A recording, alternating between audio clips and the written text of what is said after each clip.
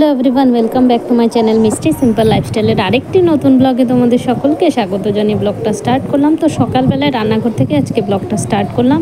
সকাল সকাল চান টান হয়ে গেছে। আর তন্ময় যেহেতু গতকাল রাতে মানে বিছানায় সব বমি করেছিল, ওগুলো ধুয়ে টুয়ে সব রেখে দিয়েছি।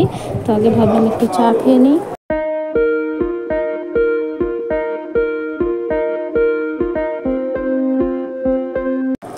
গতকালকে রাতে সারা রাতে আমি আর তন্ময় একটুকু ঘুমোতে পারিনি, যেহেতু তন্ময়ের শরীরটা খুবই খারাপ ছিল গতকাল রাতে।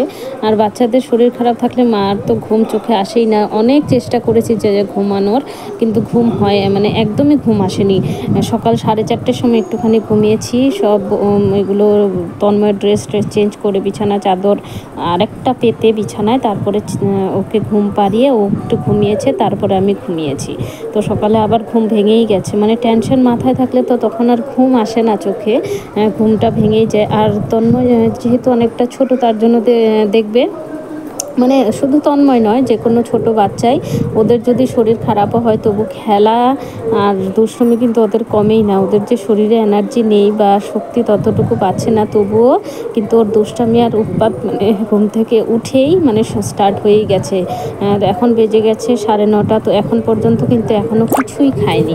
দুধ বিস্কুট নিলাম কিন্তু খেলোই না, এক চামচ খেয়ে আর মানে খেলোই না, মানে বমি করতে চায়। তার জন্য আর খাওয়াইনি, থাক জল খাইয়েছি, যেহেতু জলটা খাক। আর দেখো আমি এখন ভয়েস ওভার দিচ্ছি, এসে ডাকাডাকি শুরু করে দিয়েছে বাবা, মানে তোমাদের দাদারও মানে ছেলে বলতে পারো। ওর মানে বাবাকে পেলে আর মাকে দরকার পড়ে না, মানে কাউকেই দরকার পড়ে না। তারপরে এই দেখো এখানে তোমাদের দাদা যেহেতু এখনও দোকানে যায়নি, যাবে রাতে, ওরও তেমনটা ঘুম হয়নি। মাঝে মধ্যে ওকে ডেকেছি কাপড় জামা দেওয়ার জন্য। তারপরে একটু তন্ময়কে জল খাইয়েছিলাম রাতে, জল, তারপর ইলেকট্রনিক এগুলো খেয়েছি, ইলেকট্রলের জল এগুলো খেয়েছি। তো ওই রেডি করে দিয়েছে, এনে দিয়েছে, তার জন্য ওরও তেমনটা ঘুম হয়নি, তার জন্য ঘুমায়ও নি।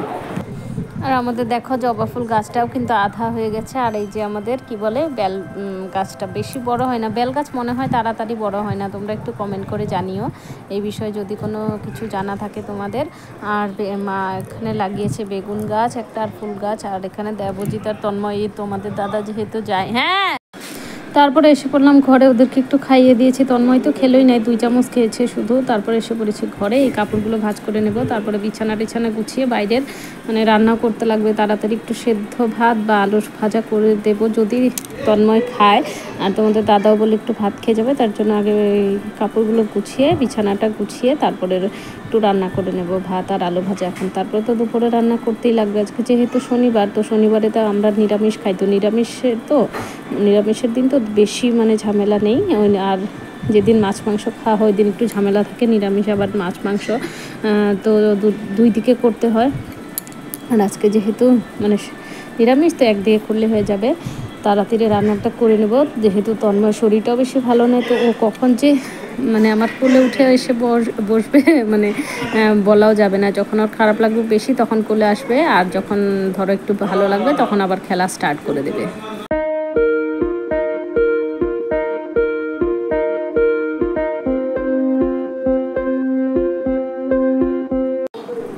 তো এখন বসিয়ে দিচ্ছি শাক। তো রান্না আজকে হয়েছে ঢেঁকি শাক ভাজা, তারপর ঝাল কুমড়ো দিয়ে ঘন্ট, আলু ভাজা সকালে করেছিলাম, আর করেছি স্কোয়াশ দিয়ে মুগ ডাল। আর তেমন আর কিছু করিনি। পনিরও তোমাদের দাদা বললো দোকানে নেই, তার জন্য আর আনেনি। আর মা এখানে শুকোতে দিয়েছে সুপারি। তারপরে এই দেখো আমাদের শিব মন্দিরটা মা পুজো দিয়ে দিয়েছে। আর বাইরে এখনকার ওয়েদারটা কেমন, তেমন মানে রোদ নেই, ছায়া পড়েছে, মানে মেঘ করেছে আকাশে, তার জন্য একটু মেঘলা মেঘলা হয়ে আছে। আর হাওয়াও দিচ্ছে, একটু ঠান্ডা ঠান্ডা হাওয়া। তারপরে খাওয়া দাওয়া করে গেছিলাম একটু রাস্তায় তন্ময়কে নিয়ে। আর দেবজিৎ ওই মিস এসেছে, পড়াশোনা করছে। আর দেবজিৎ যখন পড়াশোনা করে, মিস আসুক বা এমনিও, তন্ময় অনেকটা ডিস্টার্ব করে, তার জন্য মিস যখন আসে তখন আমি ওকে একটু রাস্তায় নিয়ে যাই। এখন আবার দেখো রোদ উঠেছে, অনেকটাই রোদ উঠেছে। Hey everyone, good evening. তো দুপুরবেলা খাওয়া দাওয়া করে একটা লম্বা ঘুম দিয়ে নিয়েছি। আমার কি কয় শুনো,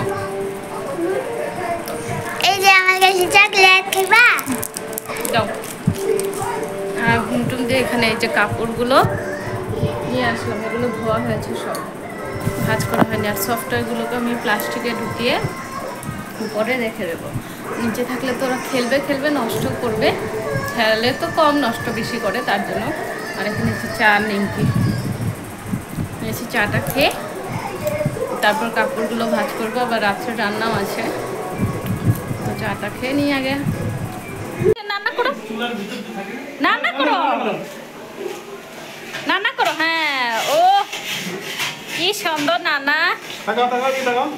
এই যে তোমাদের দাদা আজকে খুব ভালো একটা কাজ করেছে। কয়েকদিন থেকে আমি বলছিলাম যে আমাদের তো এমনি সিলভারের 2-3টে মানে ঠাকুরের কড়াই আছেই, আর গ্যাসও আছে একটা, তো আরেকটা দরকার ছিল, তার জন্য আরেকটা মানে চুলা আর কি, গ্যাস চুলা নিয়ে এসেছে। আর এনেছে একটা হাঁড়ি, আর ওই পিতলের মানে হাতা খুন্তি, আর এনেছে কড়াই। তো জিনিসগুলো দেখে খুব মানে আমার তো খুব ভালো লেগেছে। তোমাদের কার কেমন লেগেছে একটু কমেন্ট করে জানিও। আর এগুলো আনার সাথে সাথে আমাদের তন্ময় বাবা মানে বলছে যে রান্না করছি, মানে নান্না, ও রান্না তো বলতে পারে না, ওই নান্না বলছে।